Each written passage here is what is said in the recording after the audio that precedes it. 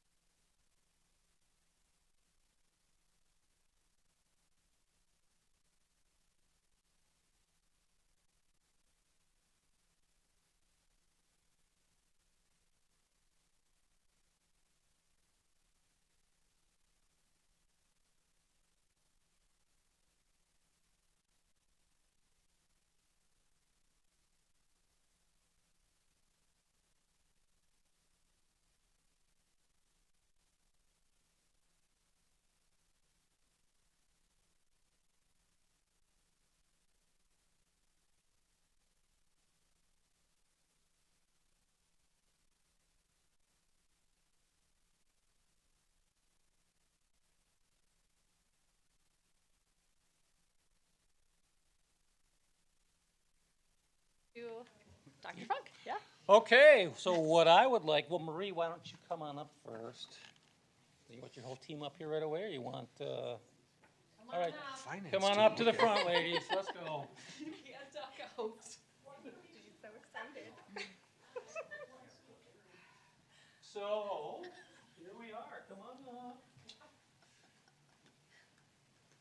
So, I have some great news regarding Marie and her finance team. First of all, I'll just read this to you, then Marie, why don't you go ahead and you can introduce your folks after I'm done reading. So on behalf of the Association of School Business Officials International, ASBO, I'm pleased to inform you that Stillwater Area School District, Independent School District number 834, has received ASBO's Certificate of Excellence in Financial Reporting for the fiscal year ended in 2023. This award represents a significant achievement and reflects our commitment to transparency and high-quality financial reporting. So that's one positive for the team.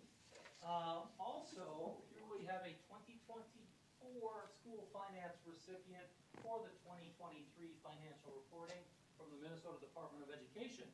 The School Finance Award is awarded annually by the MDE Division of School Finance to recognize schools for meeting statutory deadlines for submission of audited fiscal financial data and reporting criteria.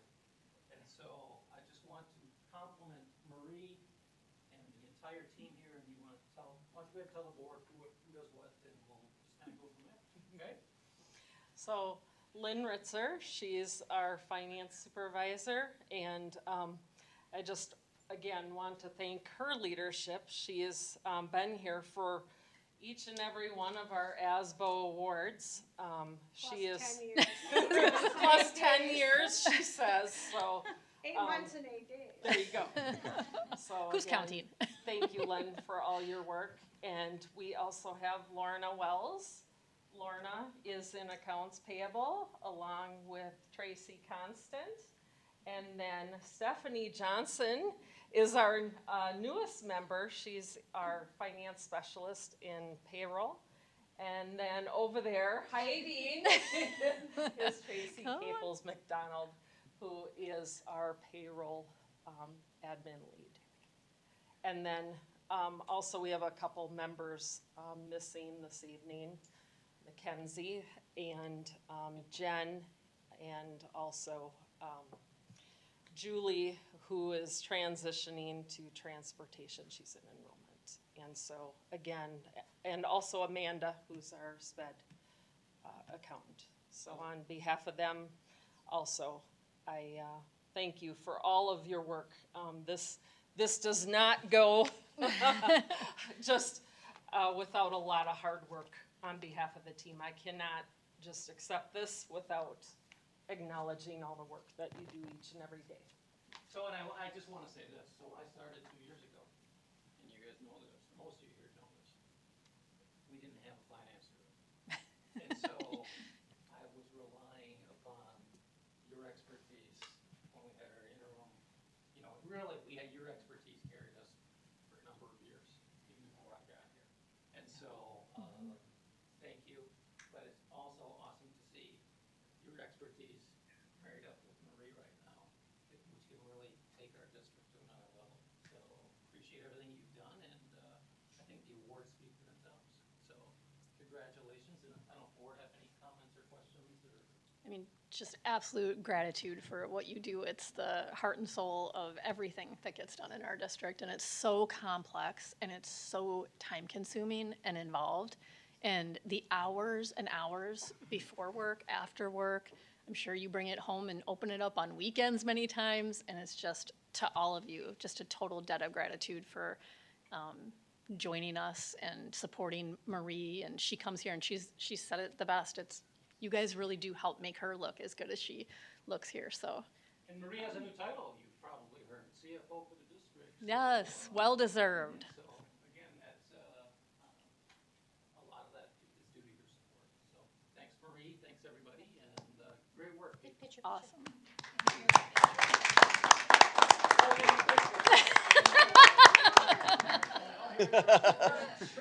She's here.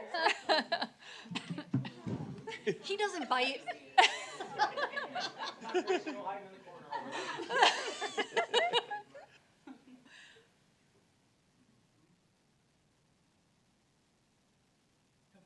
All right. Thank you guys for coming in on a nice night. No rain and you still fun.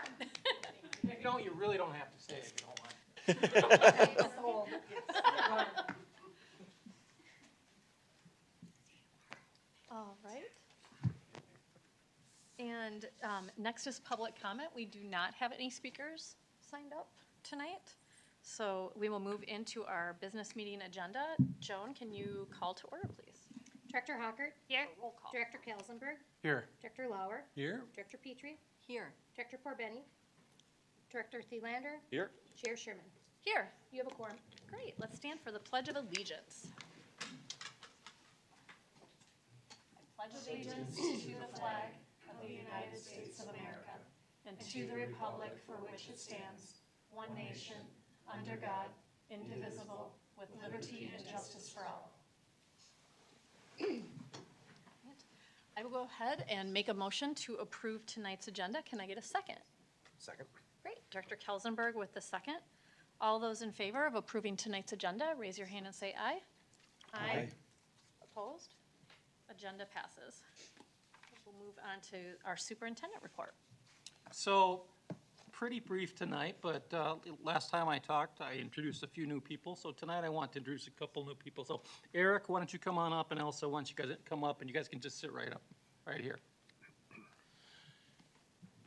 So we'll start off with introducing Eric Simmons. And Eric is our new Director of Technology for the school district.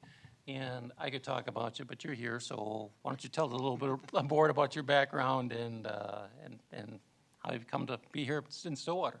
Yes. Well, good evening, Madam Chair, members of the board. I'm grateful to be here to meet you all tonight. So I am your new Director of Technology here. This is the start of my 13th year in a kind of cabinet level district leadership role around technology. I'm a former social studies teacher.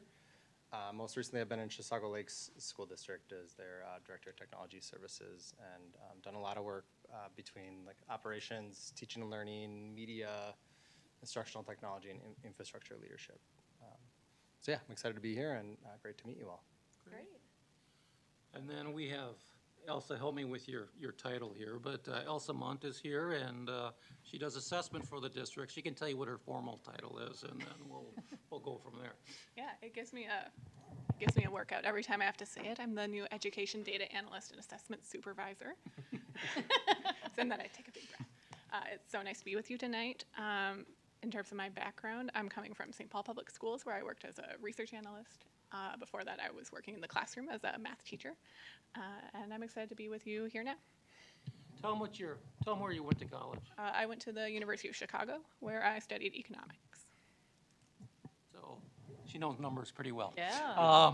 So one of the differences with, we've had some sort of data position within the district previously, but one of the real different approaches we're taking with Elsa is she's really got a strong statistics background, and so she's going to be able to get insight into a lot of areas that we really didn't have a good ability to take a look at previously. The other thing she just heard that she's a teacher. The other thing that we're really going to be pushing starting this year is we have really some pretty strong data systems within the district, that tools, I will say, but we don't have a real universal approach on how to use those tools. So one of the things that we're going to be doing here just in the next few weeks, actually, we have a principal meeting coming up, and we are going to have Elsa work with the principals on looking at some of the tools we have that they can use to look at data. And then when the school year starts, I think one of the things that we're planning to do is have Elsa work with our instructional coaches, who then can work with the classroom teachers on being able to go in and look at some data in different ways. And so, she is the data person for the district, but I want her to be much more than that, and really, if we're going to improve as an organization, we have to be more data-driven. And so in order to be data-driven, people have to understand how to use the tools available to them. So between what we have within the tech world and Elsa's background, I think that we're posturing ourselves for success in that area. So that'll be a little bit different approach. So that's my report, subject to questions for either one of them. Great. Anyone have any questions? Yes? So Elsa, I imagine a lot of what you do depends on Eric keeping everything running, so data is technology, right? Oh, very much so. We're both going to work with PowerSchool quite a bit. Great, I hope it works together nicely. So do our families, our students and our staff, so. Yep. Great. Okay. We welcome you to really key roles in the organization, so we're excited for your contributions. Thank you so much for coming tonight. So, thank you. Thank you. Welcome. Thanks, guys. Is that it first? That's it. All right. We're going to do some work later on some just board development and goal setting. That would be just the end of my chair report, just saying I appreciate you guys that Mike's going to help us out on this and kind of try to organize some of our thoughts. So just a start of some future conversations coming. So, but we'll quickly address our consent agenda. It is up on the screen for the community. And is there a motion? To approve? Great. Director Hockert with the motion to approve. Is there a second? Great. Director Lauer with the second. All those in favor of approving tonight's consent agenda, raise your hand and say aye. Aye. Opposed? Motion passes. All right, we are going to start on our two agendas that are kind of related just to informing the board of the upcoming year's work and then looking ahead 3 years. So we're going to start with the 24-25 school board monthly agenda items. And in your folders, you should have a copy of that. So this is really just to give the board an idea, and this is helpful, I think, for you to reflect back upon, and this helps us organize our agenda as we move forward here.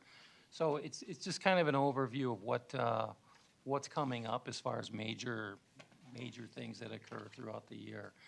Some of them you're probably familiar, well, you are familiar with, you know, like if you go to June, okay, we approved the levy, or we approved the budget for the upcoming year, we approved the long-term facilities plan. But this just kind of gives the board a framework of what they can see coming up. The other thing it does is it helps us as an administration for a planning tool. So for example, if you look at August there, you know, we're going to be, one of the things that we're going to be doing is giving you an update on the Adventure Club staffing. All right, so we said it when we voted on the early start times, or the start time flip-flop for the next school year between elementary and the high school. A lot of that was dependent upon whether we're going to be able to get staffing for childcare. So I've got some of that built into the calendar so that we're going to, okay, so when we meet as an admin team, all right, we got to make sure we're preparing that for the board as we're moving forward here. You can see that we've got some handbook updates that will be coming. And so then September, one of the things that we typically, what we have to do by law is do a preliminary certification of the levy. That'll be at, you know, September 30th, and we're going to have a bond update. The last few years since I've been here, we've done assessment results in September. October, were a couple of things. High school schedule, you're getting an update on where that's at. They're going to give you some potential courses that they're looking at. We will, at some time in the fall, start to have some community meetings on the potential cell phone issues that are around, or the upcoming cell phone potential changes, and with the state mandate to have that approved by March. You can see in November, we have our auditors in place. They're already rolling, and we will be receiving the audit report in November. We'll be seating or approving the election results, more Venture Club staffing updates, curriculum, any curriculum adjustments that need to be approved from the high school. We'll ask the board to do that in November so that they can prepare for their handbook in the winter months. We'll have a draft cell phone policy. That's the plan at this point in November. And then we roll into December where we got truth in taxation, certify the levy, accept the audit, approve this calendar for the following year. So we're going to have our calendar committee meet for really it's 2 years out, earlier in the fall. We'll ask you to be approving that in December. And then cell phone policy potentially could be approved at that point. January, hold your organizational meeting, legislative platform. We'll put a plan together on how we're going to do the legislative engagement. We'll revise the budget. That's tentative in February. That's typically what I've seen is about the time when we bring a revised budget forward. March is when staffing adjustments take place. April will be the last time we look formally at the board level at these potential changes for the 25-26 school year. With that, you know, the board has asked for some education for the community, and we will be providing that as part of it. May, you probably will get your first look at the preliminary budget for 25-26, and then we'll approve it in June with the long-term facilities. So that's a big picture. These are the regular business meetings. I have a concept that I talked with the board chair about this afternoon that we could do as part of the work sessions. And I just want to, is it okay if I ask them what their feedback is on that? Absolutely. Mm-hmm. So one of the things that I think would be really beneficial to the board and to the wider community is if we had a 10 to 15 minute presentation at every work session, you know, moving forward here for next year from one of the buildings. So we could have Lily Lake come and say, okay, we present a template of what we want them to share with the board as far as different initiatives and things that are going on.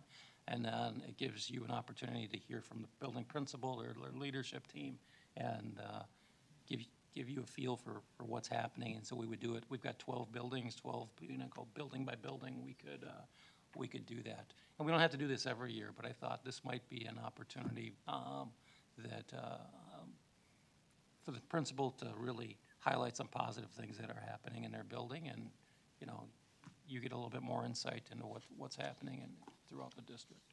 So that's a concept that we could also do for the individual work sessions throughout the year. So just, I don't know what your thoughts are on that, but thought I'd throw that out there. And I think that one thing that when Mike mentioned this to me today, initially I thought that would be a great idea, because I don't, it's kind of like those school improvement plans that we used to have. I think they're still out there, but we don't hear much about them. But it could be kind of a combination of breaking up the presentation to have a little bit about all the good, there's so much good going on in our schools, but also maybe talking about some of the challenges. It might help focus some of our work in hearing some of those challenges and what steps are being taken to address those challenges. And then also I thought, even knowing if we had some basic information, like what's the building's enrollment history in the first few years. Demographics. Maybe looking at some assessment, just some basic nuts and bolts for some of the buildings might be helpful as well. But I wanted to kind of leave it up to you if you thought that would be helpful in our work. I like the idea. 916 did this last year, where we went every board meeting. We had a different building principal come in and give us some interesting information about what's going on in their schools. The one piece that kind of coming away from a whole year of doing this already, it was really helpful in giving us a good picture of what's going on in the district. As a board member, I felt like there were opportunities that maybe we could have gone into more depth on what would be useful for us as board members in making decisions. So going back to the data pieces, and just kind of adding that into the framework of not just, this is all the great things, which we love to hear, but how can you get a better feel for the needs of that school and the challenges of those schools, so that we know how to support them going forward. And then the other piece was some of the presentations were very enthusiastic and very long. You heard me say 10 to 15 minutes. I'm usually pretty serious when I say 10 to 15 minutes. Which honestly, I think the superintendent did set like a 15-minute time limit, and nobody stuck to that. So we're going to have some enforcement. But it was all great. It was wonderful information. I definitely learned a lot. But I feel like looking back, I feel like if we're going to do something like that, there's good opportunities to structure it and make it really useful for the board as well. Okay, great feedback. Anyone else? Yeah. I think it's a great idea. I like the idea of getting some current information. I think probably all of us have been in all the schools at this point, at some point, but I like to know, I would appreciate knowing what's currently going on in the schools. And I think that gives us an opportunity to sort of experience a little bit more about what's going on at the school level. The only thing that I'm thinking is 12 schools, 12 months, but who gets assigned the summer months? We can spread it out a little bit, doesn't it? Because we wouldn't even probably start till September with it, so it would be. Yeah. Just a kind of a moving thing where if we can, I thought it would be a good idea. I personally do think that there needs to be some structure around it and some expectations that while we want to hear all the many good things, I think from the board's governance work, I think it would be nice to get some information on what policies are you lacking. There would be insight from our perspective in policies and community feedback in different areas that could be helpful. And like I said, I would think enrollment, green room visits, referrals, student behavior information, things like that would just be good, not looking at it from a district, but looking at trends within a building, within that, not comparing schools to one another, but looking at it.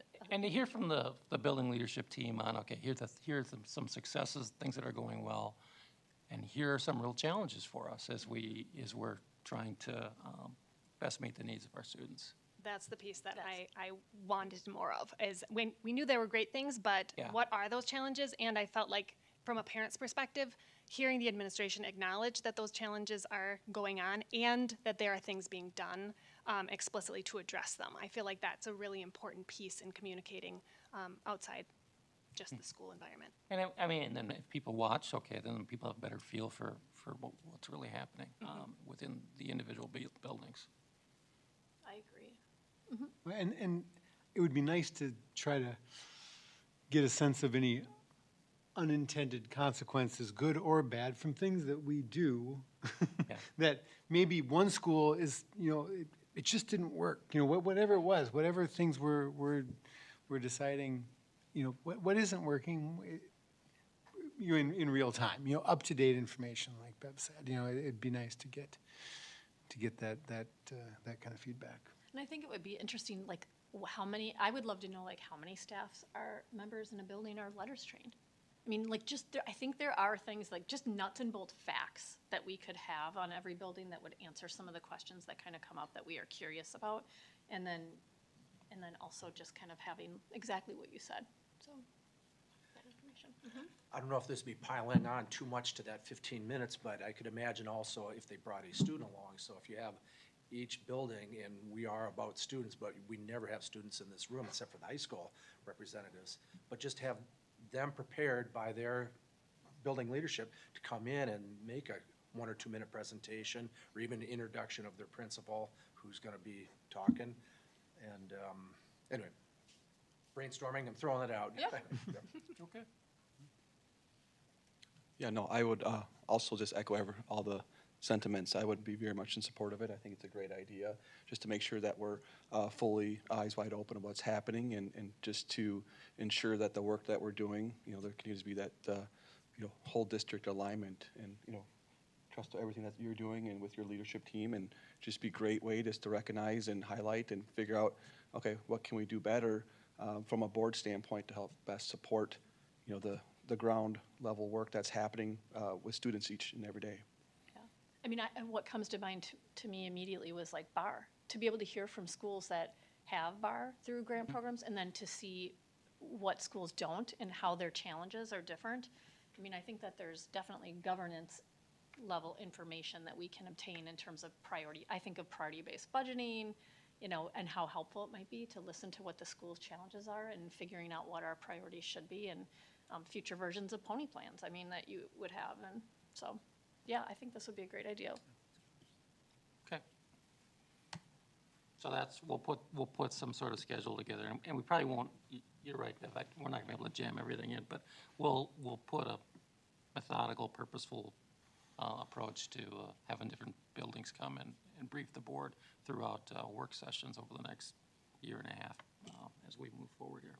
I think it would be great. My only request, I would love to have, if we could, the middle schools be back to back, just to, compare and have, group them so that we can kind of, I know one thing I've always thought of from my standpoint as a board member is just making sure we have similar experiences between our buildings. So I think, mixing them up, like having a middle school and an elementary and then the high school, it just, for me, my own organization. Okay. We can do that. Did anyone have any questions on this document that they put together? I thought it was helpful just to know the major events that are coming for the calendar year. Did anyone see anything that they thought, well, why wasn't that on there? Or I mean, this is not to not say comprehensive. Yeah, and this is not saying we're not going to be doing other things, but Right. these are things that we wanted to make sure that we got in throughout the year. And I don't think we have much for program evaluation on there at all. And I know that's something that we've talked about, looking at different things. So this is just nuts and bolts of our kind of normal, traditional calendar of business. So I thought that was very helpful. Okay. Seeing no questions on that, we'll move on to our next document here. And this was that 3-year plan. And so just before I turn this over to Mike, and maybe it's kind of a combination of the two of us, but we had Teamworks in, and they helped us create this 3-year board goal document. I don't really recall that we've revisited it a ton, but I felt the process of creating it at the time was useful for the board. I don't know if everyone, I think everyone was here for that at this board table today. So I thought, well, we're kind of nearing the end, so maybe let's scoot the 2 years that we have. We could maybe kind of quickly review what we accomplished, what we didn't, and if there were reasons why we didn't. And then looking at the 2 years moving forward, so the blank year that you got, the 25, 26, 26, 27. If you don't think this is a valuable tool, I want to hear that. I mean, we don't want to waste the board's time. I mean, I know we didn't, reflect on this. This was done before we had the pony plan. I think I was reflecting, we really have been using that pony plan as guiding the district's work and also guiding kind of how the board supports the district's work. But I guess I was looking back at this and I thought there's still relevance. I don't know, thoughts?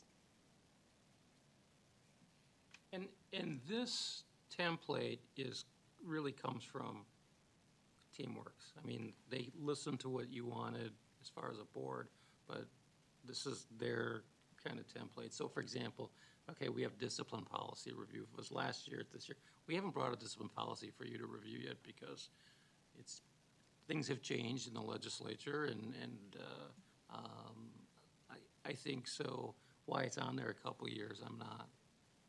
I think I went back this afternoon to look at my notes because you and I were talking, and I had that we reviewed this in policy, but it was with Dawn at the time was going to bring the discipline policy that we had back to the principals to see if it was accurately reflecting. Where are we at on that? I don't even remember. But that's my point is, okay, why is it identified on its own? I don't necessarily think it needs to be anymore. I just think there was a process where that discipline policy was maybe going to be put just to make sure it really marries to the language of MSBA currently. And we just wanted to make sure that we weren't over-promising or under-promising in certain areas, and we thought the principals would be best equipped to know what. Right? That's how we remembered it? Mostly, yeah. There was, I think Dr. Cherry was also doing some work with it a couple years ago. Yep. And I'm not sure where that work continued, and then since then, we have adopted just the MSBA to get that at least up to date, because our old one was not so up to date. So we now have that in place, and I believe we last reviewed it July of last year. So, and then it came up again in policy committee. So we asked Dawn to go check with the principals and then kind of tabled it for now. Okay. And then, just on top, okay, 1/3 policy, 1/3 policy. Well, we're not doing. I mean, we are getting caught up. I mean, we're doing. We are. So we're updating policies as efficiently as we can. So I don't know if that's an accurate target, saying 1/3, 1/3, 1/3. I think we could. I mean, I don't know. The way the new system that Paul has in place, I think that for the first time, that actually could be an achievable goal. Just that review process and the work that we're doing as a committee. But I think the goal would be just to get through and update and continue that process with the new process we've established that kind of is in place. So I think that work is well underway, I would say. I know that the cell phone policy would need to be on there for 24, 25. I had noted that. I think we talked about just quickly revisiting an attendance policy because we had a presentation on attendance that came before the board. But again, that's getting into specific work of the committee that will eventually come. I think the big thing is legislatively having to have something regarding the cell phone policy and then just continuing to use the established system to work through updating policies. And I would say that the system that Paul has, in conjunction with us as a policy committee, trying to find efficiencies to say, let's deviate to MSBA policy, which does a really fabulous job monitoring that language and making sure it's legal and up to date, and only deviating when we truly feel there's a legitimate need within our district to be unique. And so that has helped the process too. Beth? I was just going to say, as I looked this over, I was, I guess, struggling a little bit to figure out what the usefulness of it is. In the sense that I'm not exactly sure what some of the stuff even really means. Like, for instance, under public engagement, we have public awareness of board work. Is there an action associated with that? in any way, or what I- is that, what does that even mean? And there's nothing on here about our legislative work. I mean, it just seems, I mean, I feel as though this is a really useful document because it seems like it's action-oriented. And this just seems a lot more vague. And I'm just not quite sure.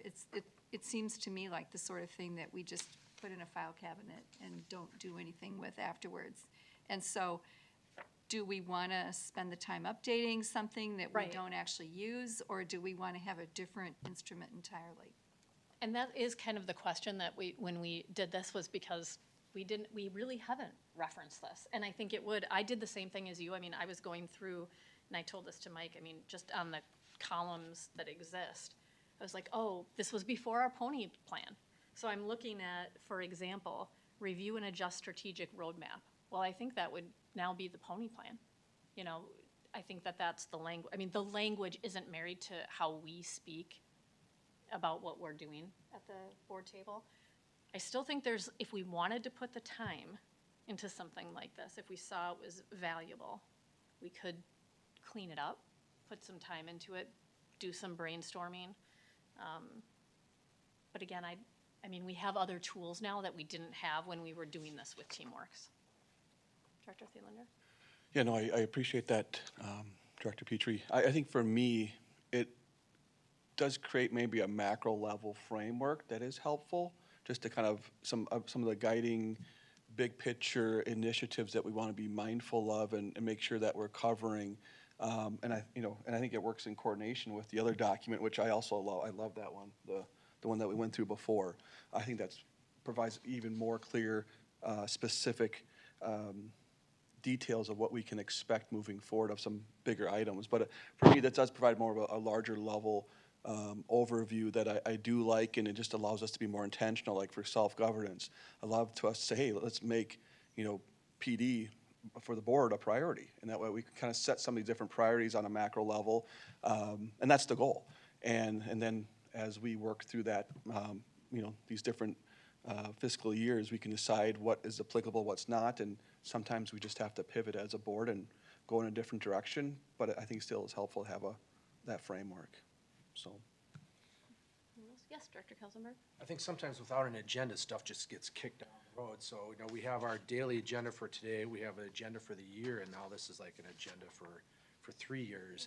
And I think just when you put it out there, you're gonna change things as you go along, but at least you know that you looked at it. You might not need a lot of attention, but it's there, and better to see it and dismiss it because you don't need to address it. Than to not have it there at all. And I think in like the curriculum, I mean, when we were talking curriculum earlier in the year or last year, we had some stuff that hadn't been looked at in 15, 20 years.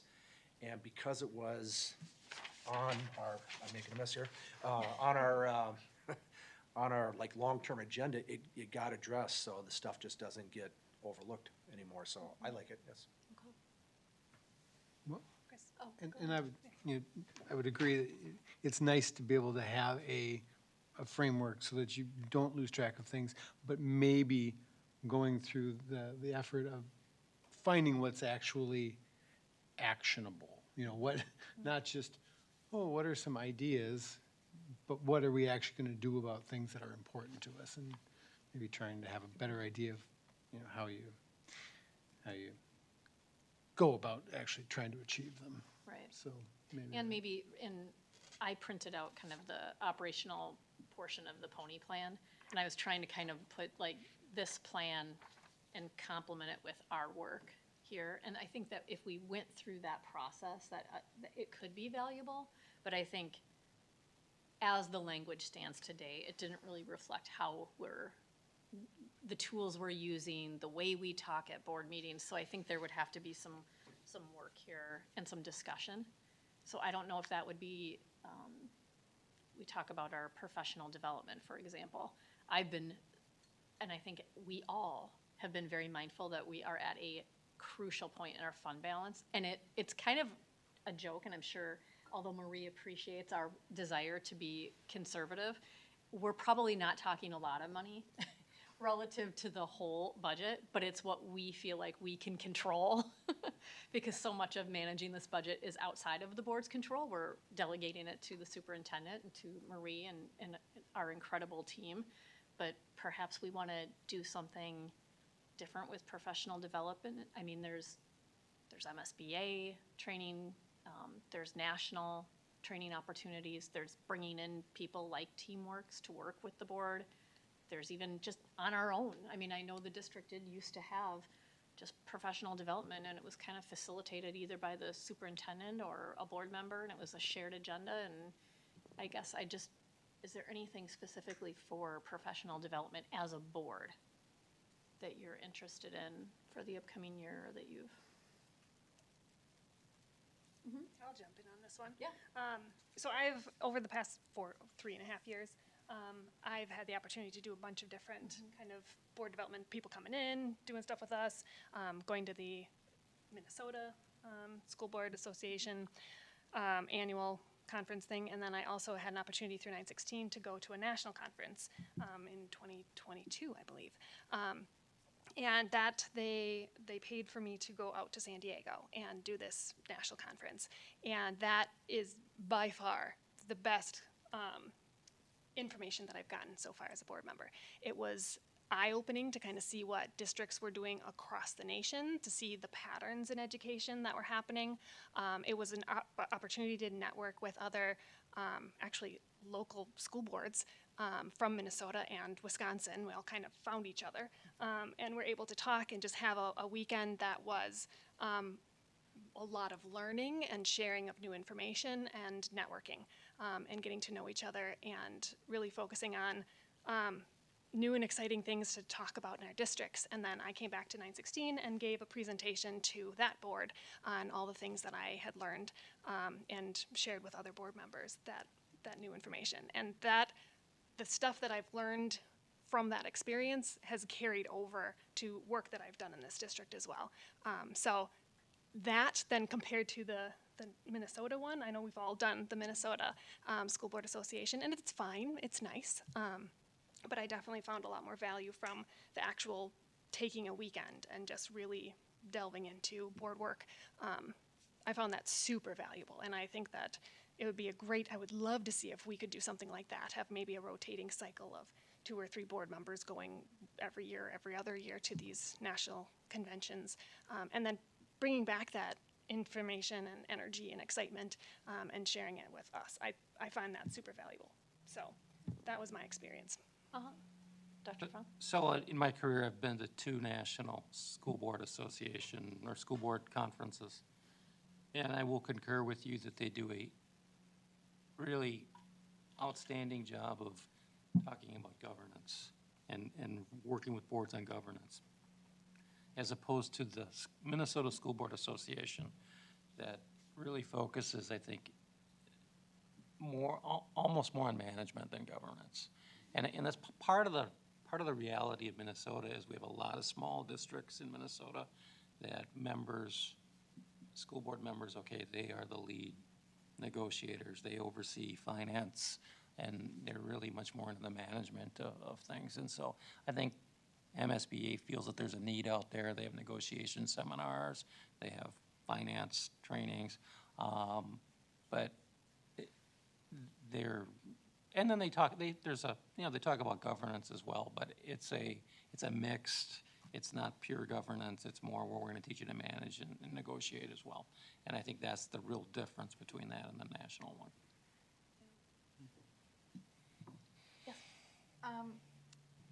So I am wondering, I mean, I agree with you, Katie. I mean, I think it would be great if we could all go to something like that, but with our current financial situation, I just don't think that's really doable. And so I'm wondering, how we could make something like this, more useful for us. And I wonder if maybe what would be valuable is bringing in a facilitator to help us, because we have the document where we have like 3 goals for the year, right?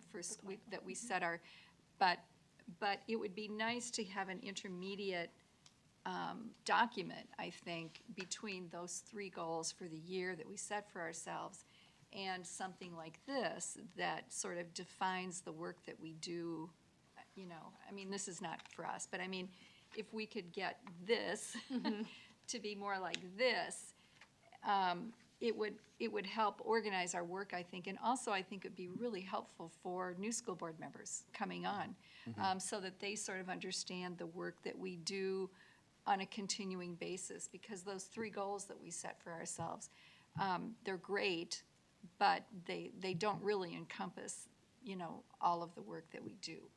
And so maybe a document like that, that sort of defines, you know, what we do and what our goals are and, you know, what we could be doing, would be a valuable thing to have. I think that if we really pursued something like this and did something that Teamworks, I mean, we just had 1 session with them as a board. I know our staff involved them in the strategic planning process, like with kind of marrying community feedback and student feedback and staff feedback and their feedback, and they did more work with Teamworks than we did. There are probably companies like Teamworks or individual facilitators that could, you know, help us kind of marry a couple of the tools we have. And I think by doing that, there would be some good conversation as a board, as a collective board, including the superintendent, that would be helpful in the way we work with one another and in how we support the Pony Plan, the work that our staff does. Because I think I always struggle with, you know, we all always say, how can we help with the Pony Plan? And I think having some more in-depth conversations might lead to some solutions or some work that we could incorporate. So it's not just a series of approve the budget. You know, I don't know. It just might mean for meatier conversations and around priority-based budgeting and around professional development. And even when we talk about equity and inclusion, there might be training opportunities for a board there. What is that? Sometimes I feel like starting those discussions and that training at the board level may be helpful. So, I mean, this is the stuff of an annual retreat, really, that most boards do. And, you know, you don't necessarily do the same work every single year, but it's always good to sort of sit back and think strategically about the work that you're doing and have those, you know, it's not so much the document that you get in the end, although it is helpful, but it's the conversations that get you to that document that is the valuable piece of it. But I mean, even this document, okay, and I appreciated Teamworks coming in and helping us, but what is this aligned to? right. So, okay, we're doing district policy, we're doing operational, okay, but what goals of the board, what goals of the district? This is a document of, okay, we're doing, okay, we're just doing these things. It's not aligned to any sort of bigger, broader framework. Right. And again, I go back to when we did this, we did not have the Pony Plan. Right. You know, in Teamworks, you know, they were working with us before we had some documents that I think now. And they if helped us someone- develop the Pony Plan. I mean, Yes. Teamworks is the one that really helped us. They facilitated the discussions, the surveys, the focus groups. They worked with staff throughout the district. This was just another piece, but this piece kind of seems separate than everything Yes, else we were doing. I would agree. And in fact, you could even say, I mean, this is getting into solutions that we can discuss in another format, but key roles of the board, I mean, supporting the Pony Plan might be, I mean, certainly those things, the self-governance, the operational oversight, those things are things that we should be doing. But I know maybe we want a different category because it seems like we really appreciate when we have someone like come in and present to us, whether it's GATE, Amigos Unidos. We've had all these kind of programmatic evaluations. Maybe that should be a part of what we're doing and outlining those and, you know, how can it fit within the work that the staff is already doing. So we're not operating independently and creating more work for people, but we're supporting and collaborating and complementing the work that's already been done with our strategic plan. So. And I would just also mention, you know, think of how far we have come as a district in the last few years. I know there's been a lot, I mean, Bev and Allison and Katie, I mean, you're all part of, you know, you've done a lot of heavy lifting, you know, the three of us are more newer to the board and got to see a lot of the more fun stuff. But, think of the stability that we have and just the year in review, going through all that and all the things that the district has accomplished. I think it's going to make it easier for us to be really more in touch and in depth, and provide more in-depth conversations that will provide better framework for us to work with than maybe what we had before because of some of the instability. So that's what I'm excited about. I mean, we can really drill down into, what can we do to be proactive versus in the past maybe more reactive. Right.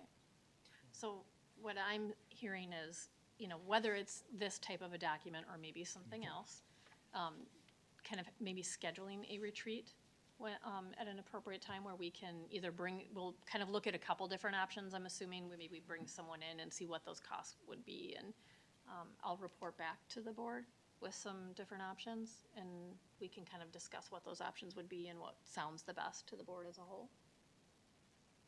I think you need some sort of planning document, but should be aligned to where we're going as a district. I think that this is a planning document. So if we can meld those together, I think that would be the best option for us. Great. Well, I will come back to the board with some options that we can look at, some costs that, maybe a variety of different costs that we can kind of look at and see where we could do this work and how it would work best for our board. But I think it sounds like everyone's in support of doing something like this, and aligning our work to the Pony Plan and to the work of our staff and at a governance level. So, great. Yep. Thank you for that conversation. That just provides myself and Mike and Andrew is also in those meetings, a framework that we can go back and put something together for you guys to react to. Thanks. Is there anything else related to that? I guess it. Just some direction. Great. That's it. Wow. Enjoy the nice evening. There's no rain today, so we're adjourned. Thank you.